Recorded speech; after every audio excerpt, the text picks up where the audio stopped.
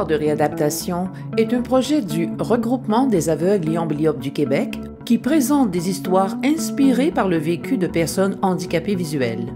Afin de respecter l'anonymat des personnes qui ont accepté de témoigner et pour ne pas nuire à leur processus de réadaptation, leur nom et plusieurs détails ont été modifiés.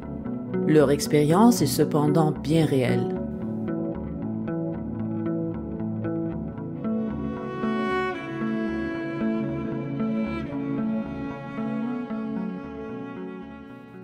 Aline vit avec une maladie oculaire dégénérative. Année après année, elle perd irrémédiablement de l'acuité visuelle. Comme plusieurs personnes dans sa situation, le centre de réadaptation est un service essentiel pour lui permettre de garder son autonomie. C'est grâce au centre de réadaptation qu'elle obtient les aides techniques qu'elle utilise au quotidien pour pallier sa limitation visuelle. C'est aussi là qu'elle peut consulter une optométriste spécialisée en basse vision et recevoir des lunettes adaptées à sa condition. Ces derniers temps, Aline a de plus en plus de difficultés à réaliser ses activités. Elle constate que sa vision a baissé. Comme elle a récemment déménagé, elle demande une première rencontre avec l'optométriste de son nouveau centre de réadaptation tout en s'assurant que son dossier soit transféré. Comme à beaucoup d'endroits au Québec, son centre de réadaptation n'arrive pas à embaucher assez d'optométristes pour combler tous les besoins. Ce sont généralement des optométristes ayant une pratique privée qui vont donner quelques jours par semaine au public. Elle prend donc son mal en patience et attend encore pour finalement avoir un rendez-vous 24 mois après sa demande. 24 mois à vivre avec des lunettes qui ne sont plus adaptées à sa condition. Avec ces nouvelles lunettes, la vie est beaucoup plus facile. Malheureusement, après quelques mois, Aline constate qu'un nouveau rendez-vous sera bientôt nécessaire. En effet, ses lunettes ne seront bientôt plus adaptées à sa perte de vision.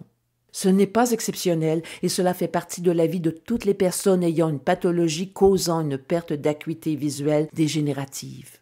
Elle recontacte son centre de réadaptation pour demander un nouveau rendez-vous avec l'optométriste en basse vision.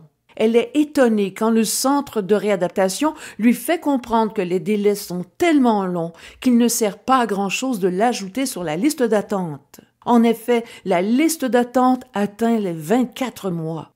Aline a été chanceuse. Elle a réussi à trouver un optométriste au privé qui avait l'expertise de l'aider et qui a accepté de travailler avec elle. Elle a eu un accompagnement de qualité et a pu obtenir une paire de lunettes adaptées à sa nouvelle condition visuelle. Chanceuse aussi parce qu'elle a les moyens de se payer les consultations et les lunettes dont elle a besoin, ce qui n'est pas le cas de toutes les personnes dans sa situation. L'entente entre les gouvernements et les Québécoises et Québécois est pourtant claire.